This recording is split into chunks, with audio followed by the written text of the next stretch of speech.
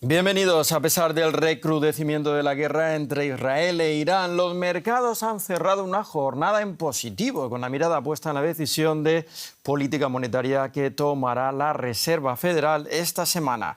Además de los mercados bursátiles, también sorprendió la cotización de las distintas variedades de petróleo, que lejos de buscar máximos, corrigió toda la subida que había marcado desde el jueves, cuando se produjeron los primeros ataques de Israel a Irán. Los mercados reducen la percepción de que Irán pudiera decidir cerrar el estrecho de Hormuz, por donde circula el 30% del comercio mundial de petróleo. Desde diciembre de 2024, Irán atraviesa la peor y más larga crisis económica de su historia moderna. Las sanciones internacionales, en particular las reimpuestas bajo el mandato del presidente estadounidense Donald Trump, han restringido gravemente las exportaciones de petróleo iraní y su acceso al mercado mundial. Los ataques de Israel sobre algunas de sus instalaciones energéticas e industriales clave pueden suponer la última estocada a su economía. Tiendas cerradas en Teherán con calles como esta completamente desiertas. Muchos comerciantes han abandonado la capital iraní porque es uno de los principales objetivos de Israel. La población se abastece de alimentos en los supermercados aún abiertos. Muchos clientes están preocupados. Tienen miedo de verdad. Cuando oyen los bombardeos se asustan. Hace un momento tuvimos una clienta que estaba realmente asustada. Lloró y salió de la tienda a toda prisa. Ahora solo queremos salir de Teherán para estar más seguros. Nos dijeron que evacuáramos Teherán y eso ha creado una especie de miedo en todos. La gente siente que algo realmente malo puede ocurrir en la ciudad. Por eso queremos irnos a otro sitio de momento hasta que las cosas se calmen. Los ataques israelíes se dirigen contra instalaciones militares y bases de la Guardia Revolucionaria. La mayoría de ellas, junto a las fábricas más importantes, se ubican en el área metropolitana de Teherán.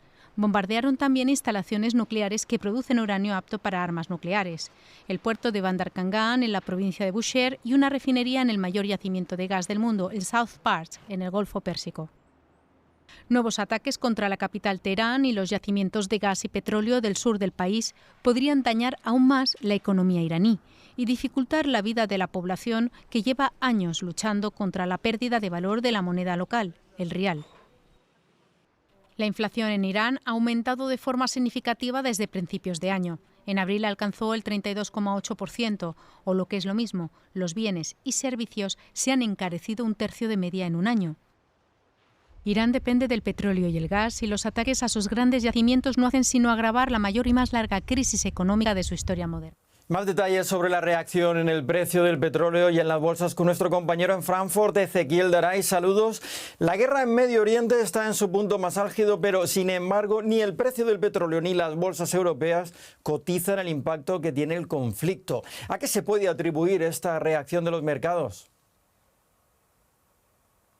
Bueno, Paco, lo primero que hay que entender es que Irán produce 3 millones de barriles diarios, de los cuales se exporta 2, pero el comercio de petróleo diario es de más de 100 millones de barriles por día, con lo cual estamos hablando de que Irán pesa un 2% en la producción, en el comercio mundial, y esto podría ser compensado, inclusive aunque Irán dejara de producir petróleo, podría ser compensado por Arabia Saudita y los Emiratos Árabes solamente. Lo que sí cotizó el mercado la semana pasada es si se cerraba el estrecho de Hormuz, algo que Irán siempre amenaza, pero no tiene la potestad de hacerlo por sí solo. Recordemos que por el estrecho de Hormuz pasa el 30% del comercio mundial y eso podría haber sido un golpe tremendo para Occidente.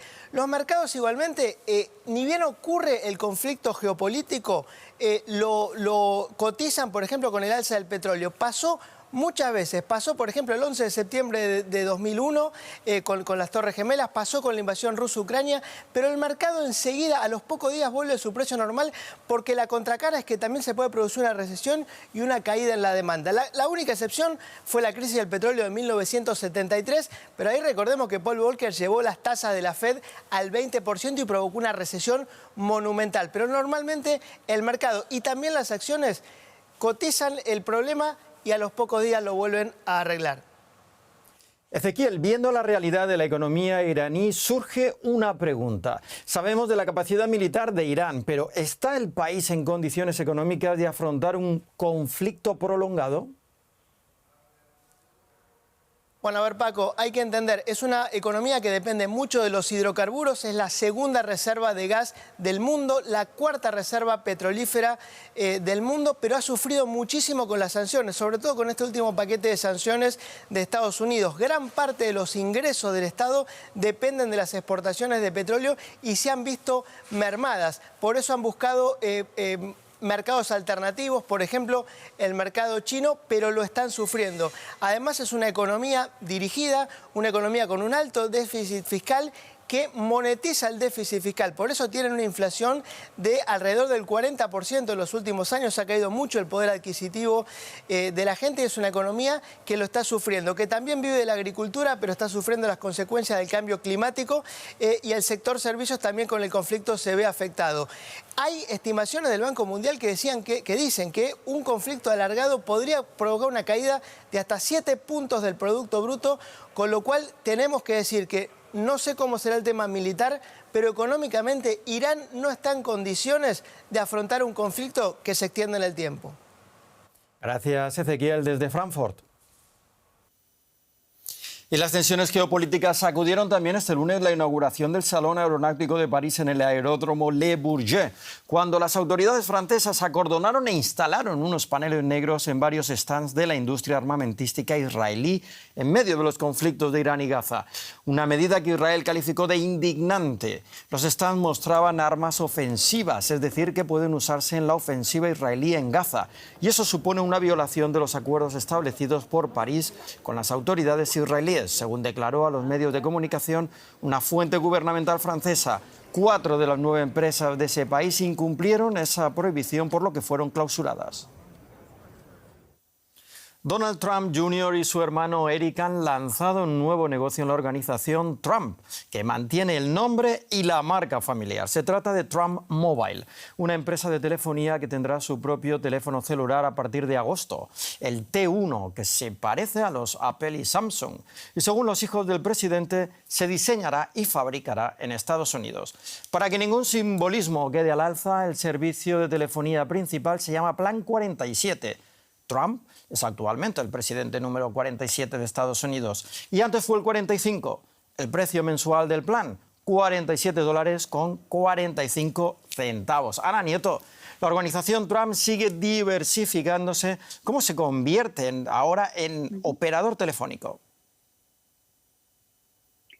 Trump Mobile va a ser un operador virtual que apoyará su servicio en contratos para usar el excedente de capacidad que tienen los 3 proveedores de telefonía celular del país, Verizon, AT&T y T-Mobile. Hay una larga lista de empresas con este mismo modelo de negocio y con precios algo más bajos que los que ofrece ahora mismo esta empresa por distintos planes. Lo que distingue a Trump Mobile, además de la marca, es que va a ofrecer su propio teléfono y de momento solamente se ha compartido una imagen en dorado, por supuesto, y su precio, $499. Estará a disposición de los clientes en agosto y dicen desde Trump Organization que se va a fabricar en Estados Unidos. Es algo que va a ser poco probable que ocurra este verano o incluso el siguiente. En un podcast, el hijo del presidente ha dicho esta mañana que se fabricará, aunque no ha dado detalles de ahora, cuándo se va a fabricar. Y siguiendo el estilo de su padre, defendió que la manufactura se volviera a Estados Unidos. Pero en este momento no existe ni la infraestructura ni el ecosistema tecnológico suficiente en este país para fabricar estos teléfonos y mucho menos a ese precio. Además, hay que recordar que Trump ha impuesto aranceles específicos a China, de donde vienen los teléfonos celulares, aunque ha habido una excepción para los smartphones tanto de Apple como de Samsung, que puede ser temporal. Trump amenazó con un arancel específico para los teléfonos. Los negocios de la familia, ahora en manos del presidente, están yendo más allá del sector inmobiliario. ¿No hay un problema de conflictos de intereses? El presidente dice que no está involucrado en los negocios de la familia que ahora dirigen sus hijos. Estos los están expandiendo desde el sector inmobiliario y el golf al sector financiero y ahora al de la telefonía. Recientemente, Eric Trump presentó el lanzamiento de una empresa para minar Bitcoin.